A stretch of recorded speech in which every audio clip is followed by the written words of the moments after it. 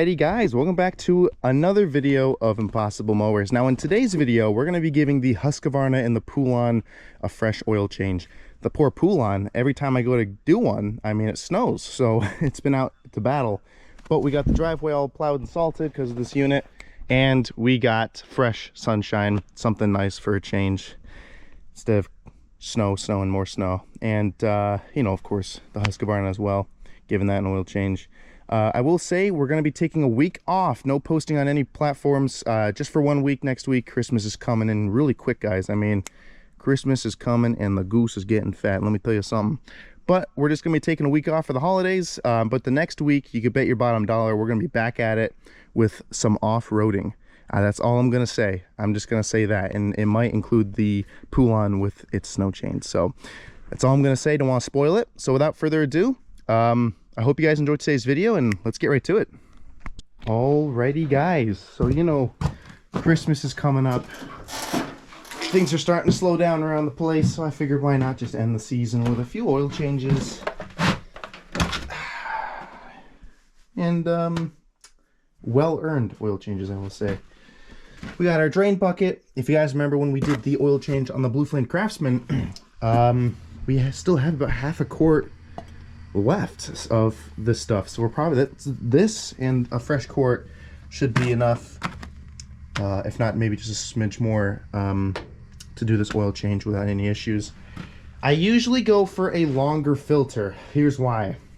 These shorter filters, it's a short filter, okay, like no shit, but it's a short filter.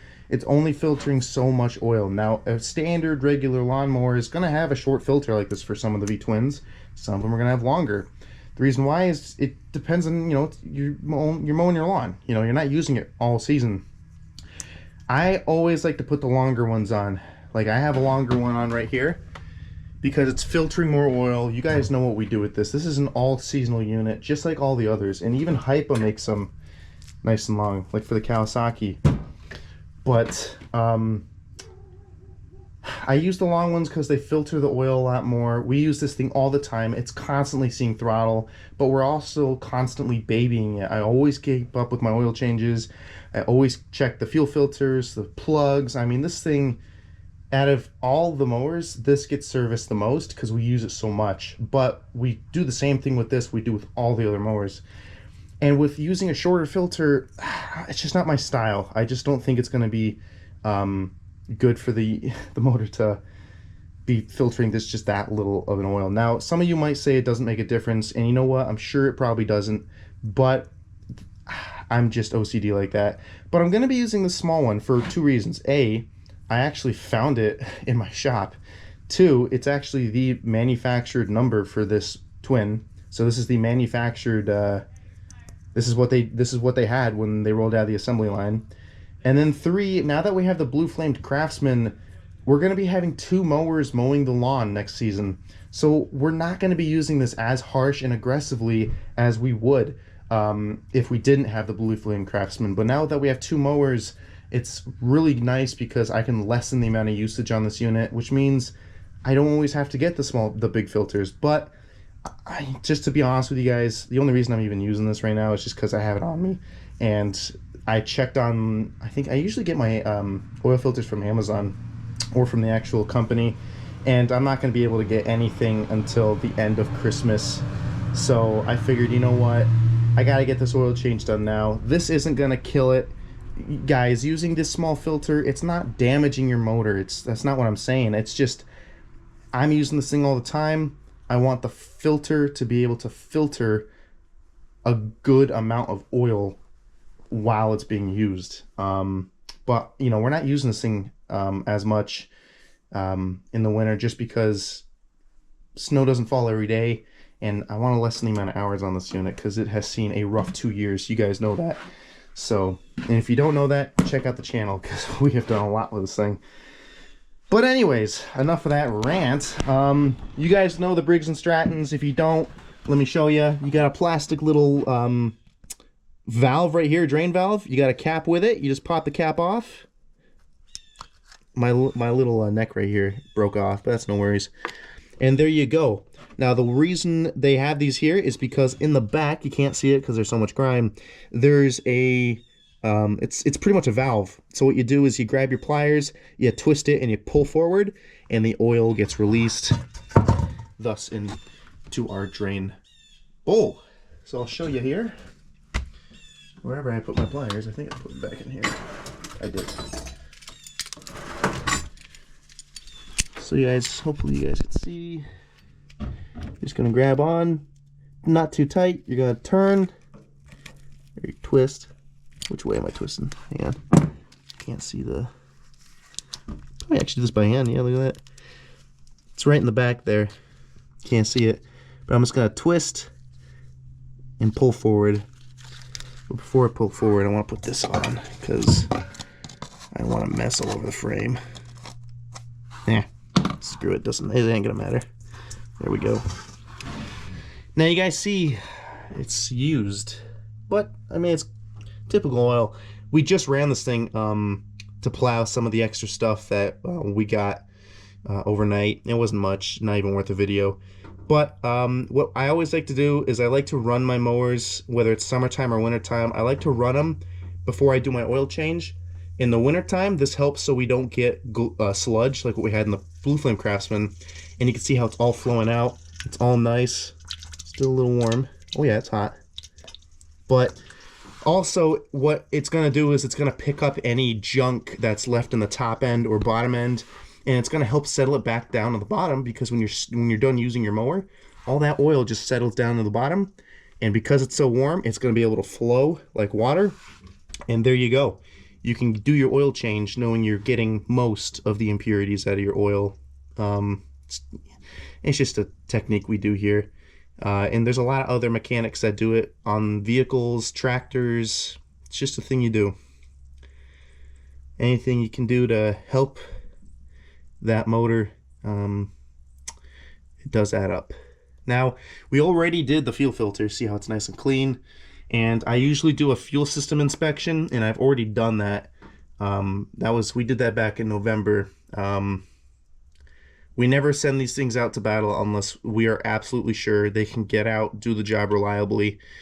But our battery for the Never Start, I don't know if I told you guys this, but it's not working. It's not holding the charge. I'm a little annoyed, but it was for 36 bucks. I mean, come on. But I figured it'd last me more than a week. I mean, geez. So I just have it on.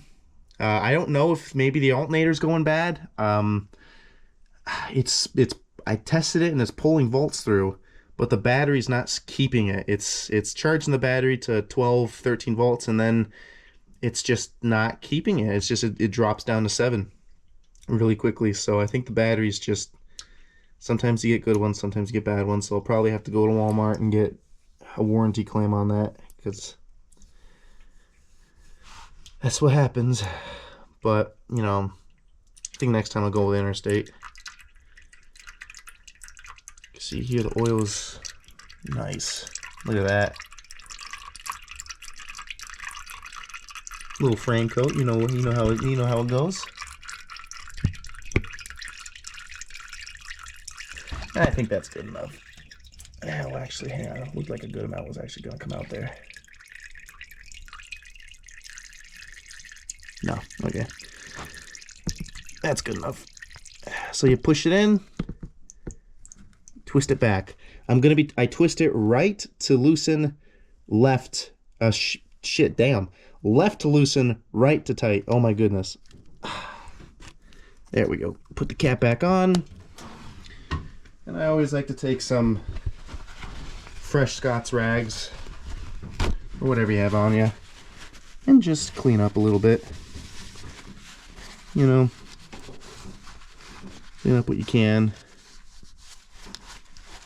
Look at that, nice. Oil is good for frames. That is a fact. Gonna make sure this is all the way. Yes, it is. Very good. I've seen people make that mistake where it's not all the way shut, and when they go to start it, it trickles out a little bit off the frame. Okay, so what I'm gonna do right now is I'm gonna turn the camera off, put the bowl on the other side, and we will do the oil filter change. Alrighty guys, get this out of the way. So you can see here is our oil filter. And if you guys remember when we did the oil filter on the Blue Flame Craftsman, I showed you how to tighten those. And I also told you whatever you do now will help you so much in the future. And this is an absolute prime example of why.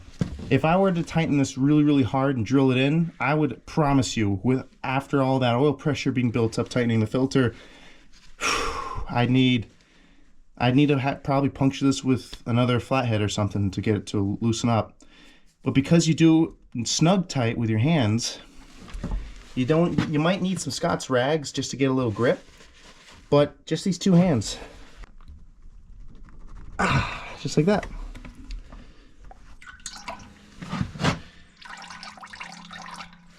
And there you have it.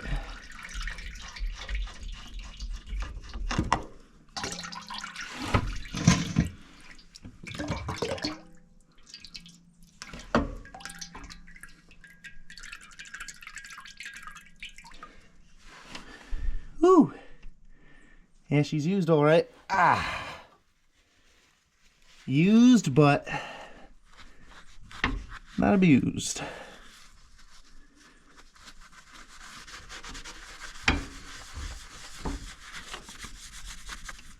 Yeah, I'll probably grab some more rags here. And I'm telling you guys, doing a lot of the stuff ahead of time and just taking care of your rigs. It'll show. Definitely will show. I'm gonna clean out the edges here. Nice and nice. Beautiful. Alrighty. Now, because we use this unit so much, a good technique to do, whether it's your car, your truck, your lawnmower, your tractor, take the manufactured recommendation to do your oil change and knock it off by a few miles, hours, whatever. So, you know, I'm not saying this is it, but, you know, I think actually for this V-twin, it's every 100 hours or something you gotta do an oil change. Something like that. I might be wrong. Someone might have to fact check me on that. But if it said 100 hours, because I use this so much, I might want to do anywhere between 50 and 70 hours of oil change because I'm using it so much. And it actually helps to preserve the life of the motor. So just a quick little tip there for you guys, if you're ever wondering that. Okay, you guys know the deal already. Got the oil, got the oil filter. Gonna pop this open. Gonna take our oil. Gonna fill the filter up just a little bit. Just helps it so that the oil doesn't have to travel into the filter. It can go straight to the valve train and do its job faster. Take our hand, dip it in the oil, and coat the gasket. This will help it seal better, and will make it so that the next time you take it off, it'll be just as graceful as we had this time.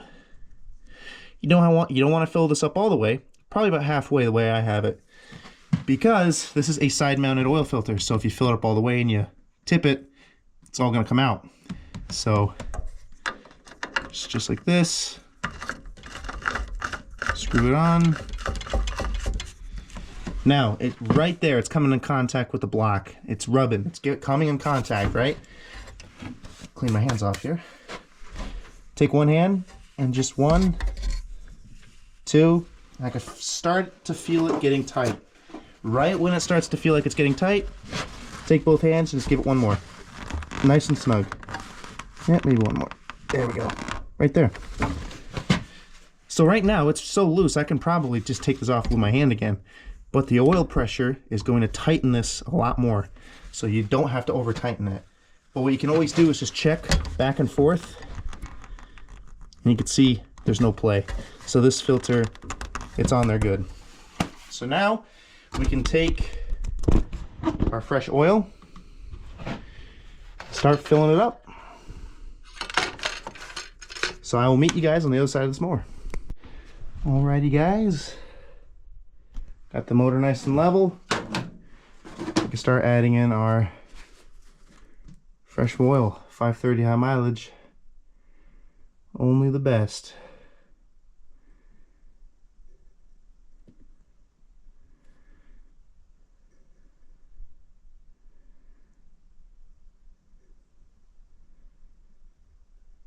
It's probably gonna drink this up right up.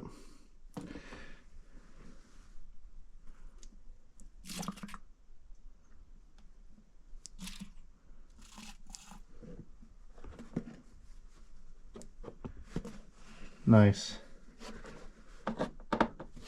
Okay, gonna do the 1 quart, or that was the 1/2 quart one. Wash that off, clean dipstick, and we're just gonna see what we're at, because we don't want to overfill it. Okay, we're still pretty low. Do a double check here.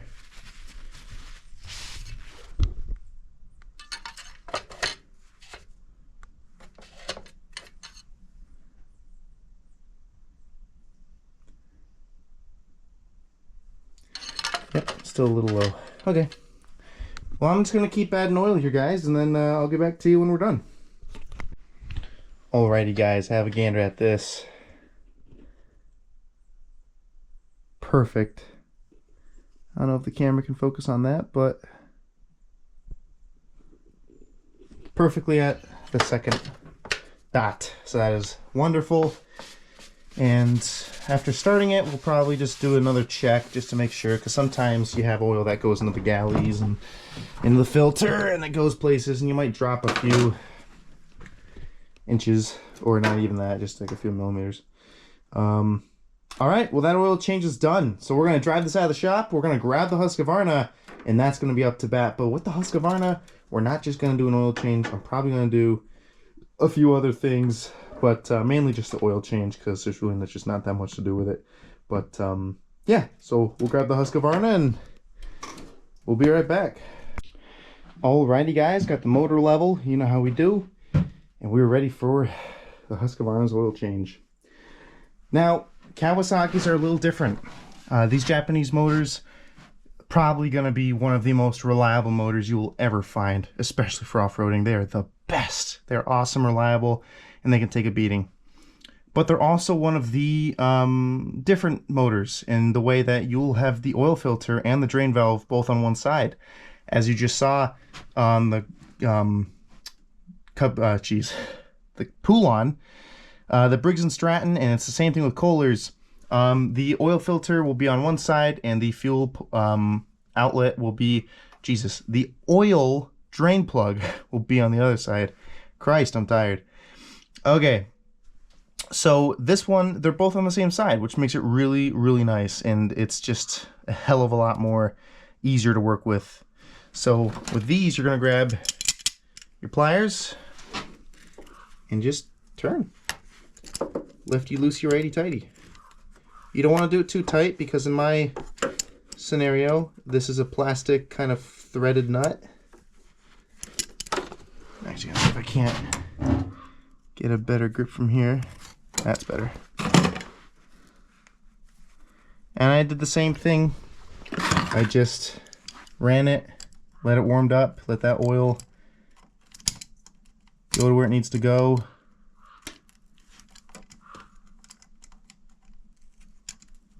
Oh boy, slipping a little bit. I think there's a little ice on it. Should be good enough to do with my hands. Alright, I gotta turn this wheel, because this thing is going to want to go the other way.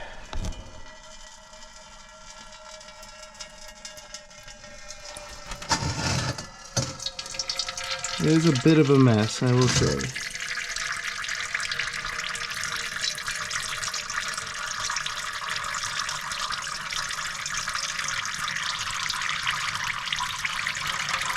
You can see it likes to come out through this side, and the way it's positioned, I mean, I'm sure textbook you're supposed to have a hose or something to connect to, and that's what'll give you what you need. But the bowl's wide enough to where it's not going to spill everywhere on the ground. I hope.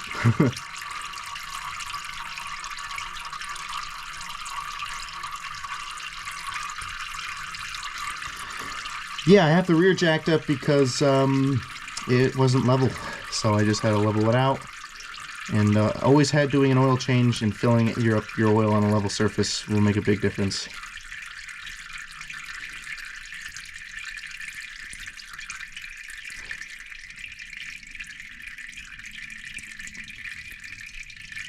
I'll just let that sit and drain. Actually, I might hold the bore forward and see if while that's happening we can do the filter. Look at that, one-handed.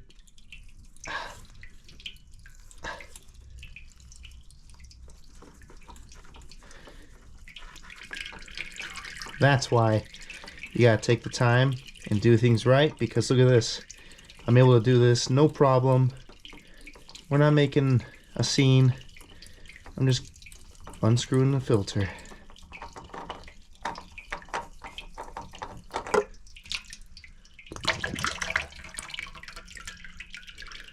Okay. Now some of you might be wondering, well, what do you do with all this oil? Well, what I do is I grab all of these old Pennzoil cans. You probably see I got a good collection of them. These ones are still filled with oil, and obviously these are too. But we'll take those, we'll take any kind of old can, we'll fill them up with the oil or the used oil, and we have a transfer station that takes the oil, and they also take the oil filters, and they do their thing with them, I suppose. They just take them off our hands, and they have like a disposable unit you could put in them, and you can keep reusing them. So that's what I like to do. When it comes to old fuel, that's interesting, because they used to take that as well, but they don't do it anymore.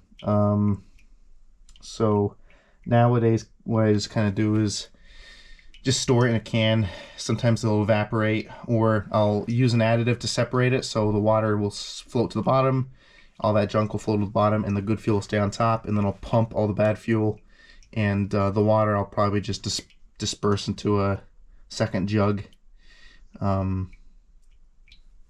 Just that kind of thing. Anywhoville, see our oil has ceased to flow, so I'm gonna put the camera right here. This nice little pocket here. Hopefully, there we go, because I'm gonna need two hands for this job.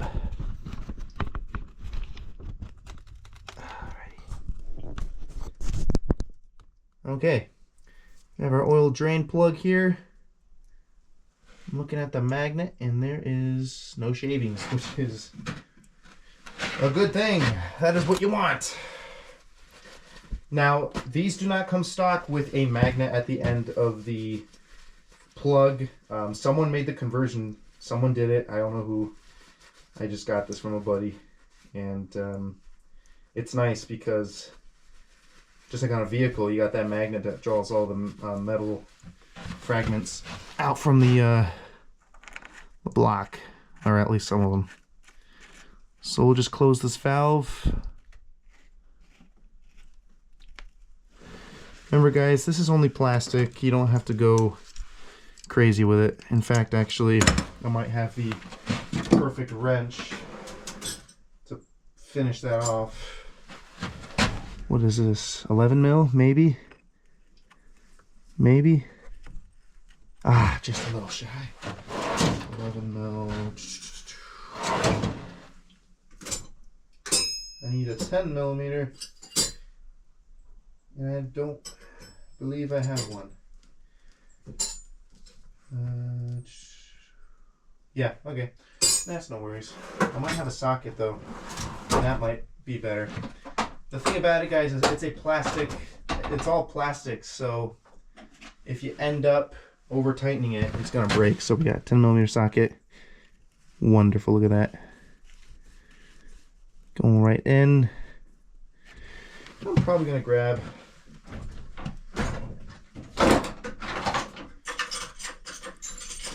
my small wrench here.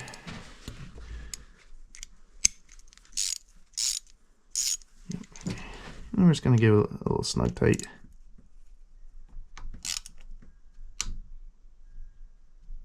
Okay, beautiful. Now we're going to grab our Scott's rags. The reason why we use these is because they absorb the oil. They do not just clean it up. They absorb it. And a lot of mechanics, people will use it. I swear by them. I think they're just the best thing since sliced bread, in my opinion.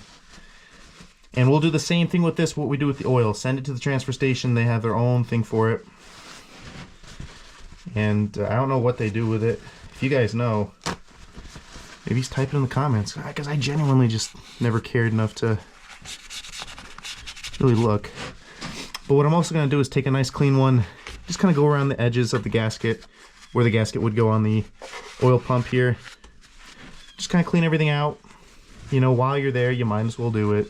Take the time and just clean out the area. See how it's absorbing all this junk.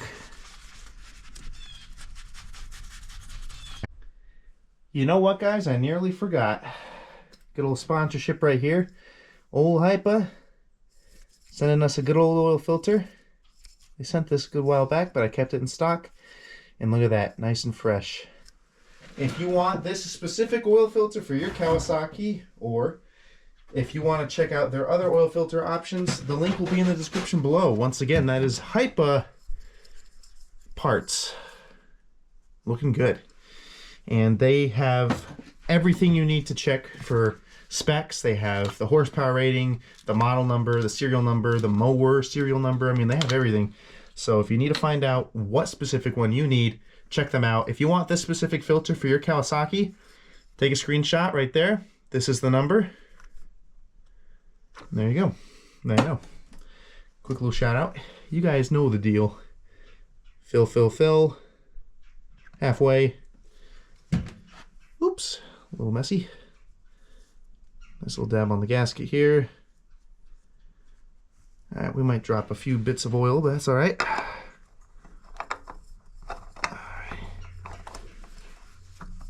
And there you go. Skadoosh. Got my rag. Just kind of dry the filter out of here. Clean it up. You guys know the deal. Snug tight. Extra little bit. There you go. So that will be nice to take off next time we do a filter change. So I'm just cleaning off the excess of the oil. I went to go fix the cruise control and I realized, wait a minute, I haven't filled up the oil. So I went to go fill up the oil and I said, wait a minute, I can't even open the cap to this oil filter because the filter's not even on. Or I can't open the cap to the oil because the filter's not on. So now we do the lovable part, filling it up nice with fresh oil. I know it's gonna swallow a quart like it's never eaten anything before, so I'm just gonna do that. Let her drink. Nice and good. Oh, overfilled it there.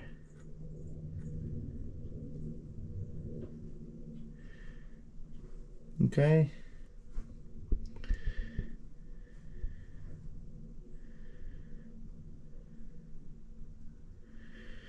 Very good. Alrighty guys, you guys know the deal. I'm just going to keep filling this up and then we'll check the dipstick rating or the dipstick level, so stay tuned. Alrighty. I'll dip this in.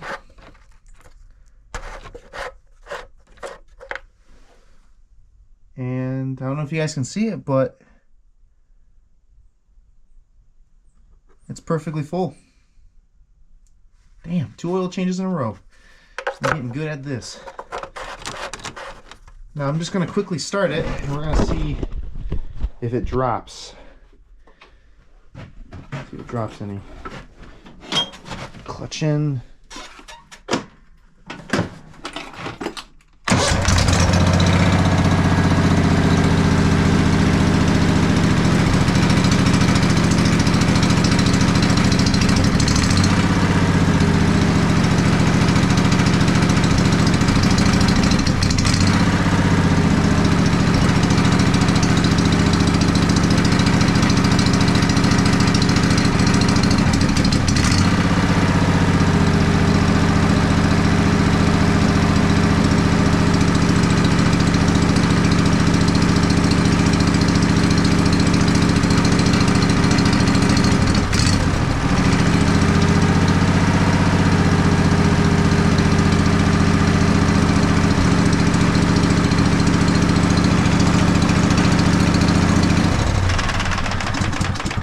like roughly 30 seconds. There should be enough time for the oil to get where it needs to go.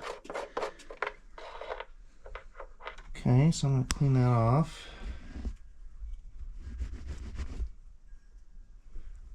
Dip it again. See where we land.